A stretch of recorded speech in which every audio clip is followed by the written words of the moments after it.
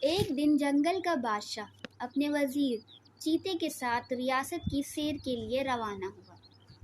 راستے میں وزیر نے جنگل کے حالات کے بارے میں بتاتے ہوئے کہا، بادشاہ سلامت، آپ کی حکومت سے ہر کوئی خوش ہے، سارے جانور امن اور سکون سے رہتے ہیں، لیکن ایک بلی ہے جو سب کے ساتھ لڑتی رہتی ہے، اسی وجہ سے سب اسے جھگڑالو بلی کہتے ہیں۔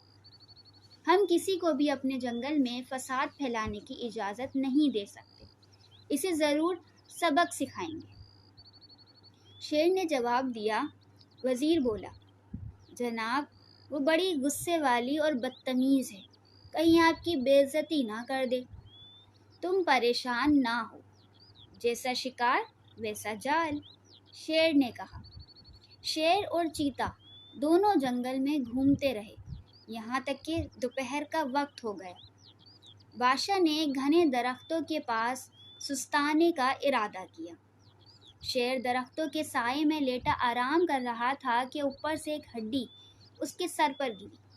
شیر نے غصے سے اوپر دیکھا تو ایک شاخ پر موٹی سی ایک بلی بیٹھی نظر آئی، جو بڑے مزے سے گوشت چبا رہی تھی اور ہڈیاں نیچے پھینک رہی تھی۔ شیر نے اشارے سے وزیر کو بلا کر اس بلی کے بارے میں پوچھا۔ وزیر نے بلی کی طرف دیکھا تو پہچان لیا اور کہنے لگا، حضور، میں نے صبح جس جھگڑالو بلی کے بارے میں بتایا تھا، یہ وہی ہے۔ شیر نے وزیر سے کہا، بلی کو ہمارے سامنے پیش کرو۔ بلی سے مخاطب ہو کر بولا، خالہ نیچے آؤ، بادشاہ سلامت کو تم سے ضروری بات کرنی ہے۔ وزیر کو جس کا ڈر تھا وہی ہوا۔ بلی چیخ کر بولی، مجھے خالہ کیوں کہا؟ ابھی میری عمر ہی کیا ہے؟ اپنے لفظ واپس لو۔ شیر سمجھ گیا کہ وزیر سچ ہی کہہ رہا تھا، یہ تو واقعی جھگڑالو بلی ہے۔ اس نے وزیر کو خاموش رہنے کا اشارہ کیا اور خود پیار سے کہنے لگا، محترمہ، میرا وزیر تو جاہل ہے، اس کی طرف سے میں معافی چاہتا ہوں۔ ذرا نیچے آئیے، ایک حکومتی معاملے پہ آپ سے مشاورت کرنی ہے۔